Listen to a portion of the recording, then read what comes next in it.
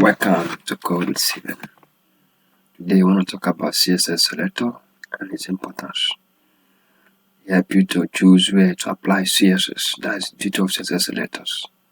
For example, I have a set of HTML. I want to apply CSS to it. Where will I apply it to? So by the time we finish this course, you'll be able to know this particular how to apply CSS Selector on your HTML. So let's start with the first one.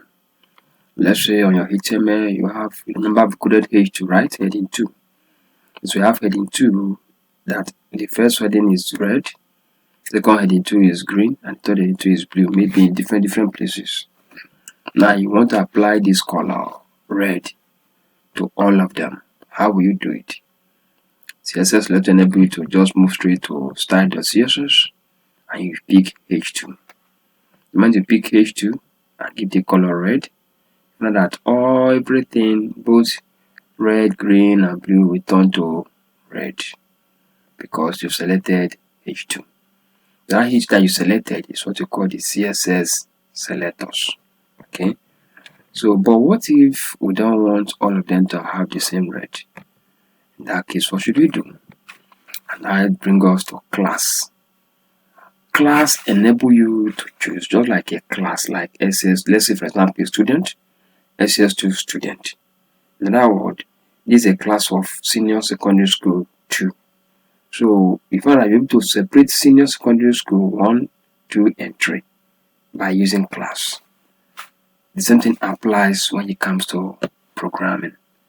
Class enable you to choose a particular group of items or elements or tags and then give him a specified CSS. You're able to select that class and give me a specified CSS. For example, let's say that we have a heading and maybe heading 1, heading 2, heading 3. And it's okay for heading 1. I want you to have the class of red. That means that every heading 1 there must have the class of red. Okay? So that is what class selector is all about. But we are just going to go for the class selector.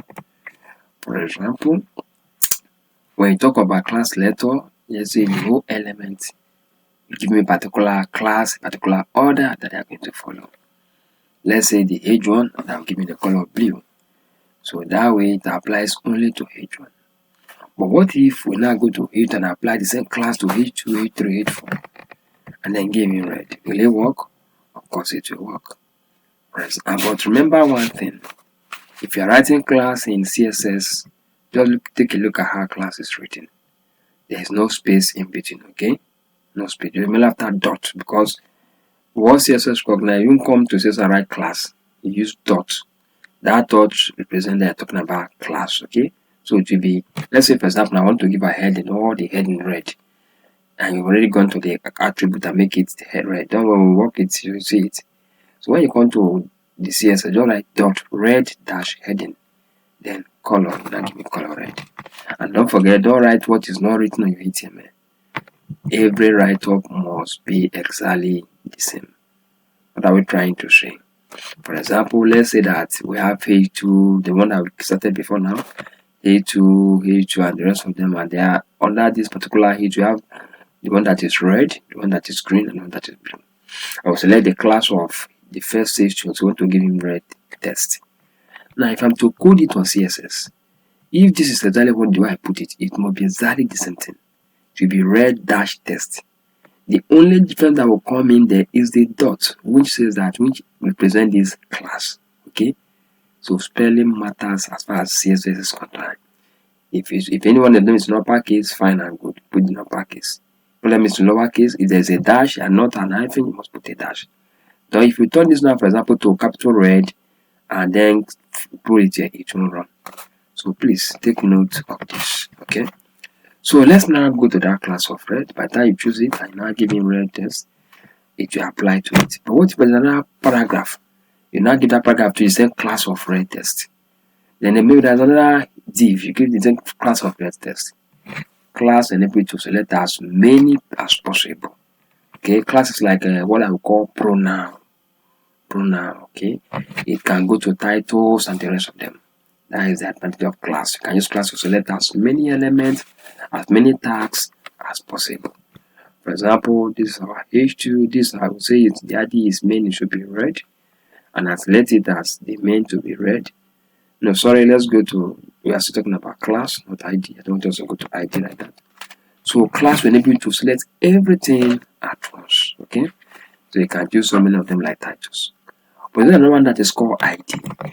ID is different from class. Okay, ID is just like now and appear once. That's why, for example, your website name, the main item is ID.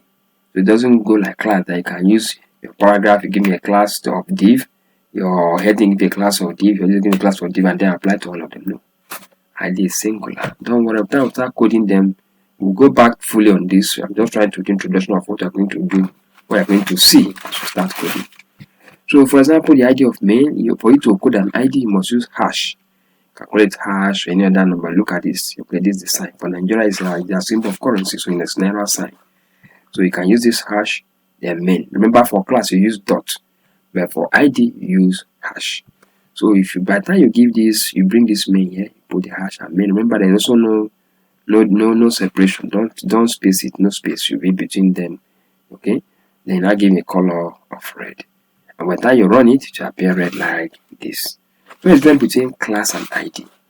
Of course, I said it before now that ID can only run with one element. Okay, one element, like just your name of your website. That can appear once on a web a file. Okay, while for the case of class can work with many elements, many tasks. You know, can work so long as your attribute is class to apply to all of them. So that is just the major difference between class and ID. And remember, ID is unique. It works with one item. That's why that's the uniqueness in ID. Okay, unlike class that you can apply to so many others. Okay, so ID is special, so you should use it that way. Why we now come to the another one under there's another called attribute selector.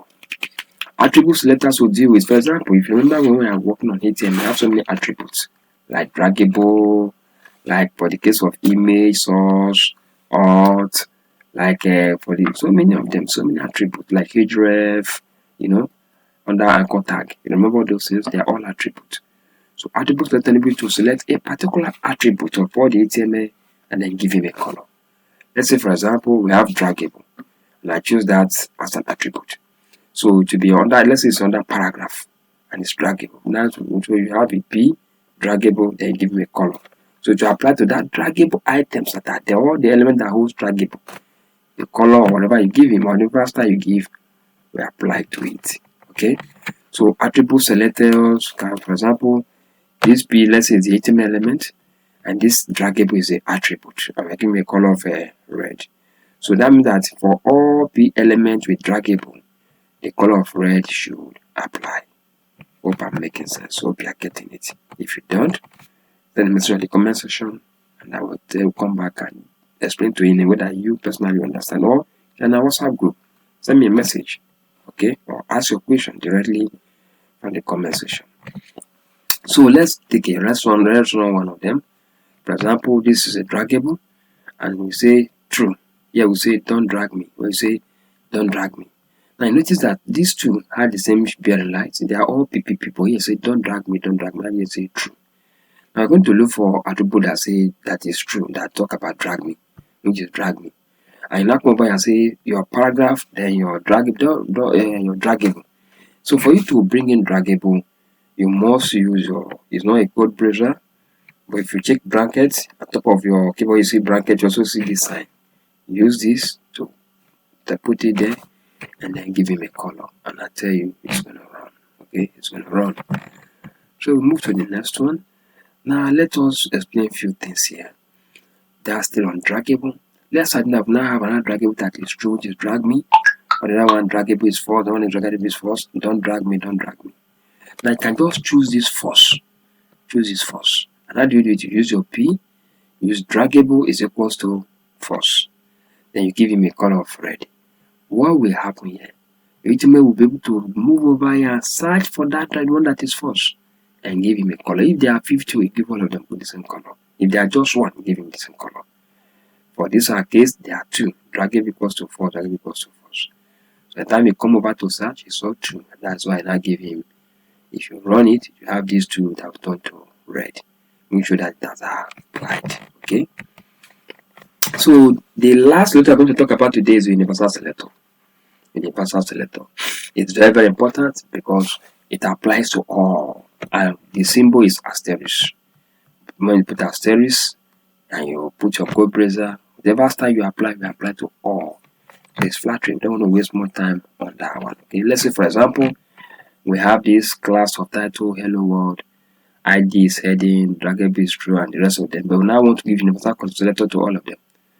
By the time you click on it and give in red, it will give everything here red. It doesn't respect anything. Look at it. Everything with on red. Okay. So like I said, you don't worry, we're going to work these things one after the other. But just have an idea of them all. In our next class, we'll start coding this one after the other. Thank you for coding with Ceiven. See you in our next class. Bye.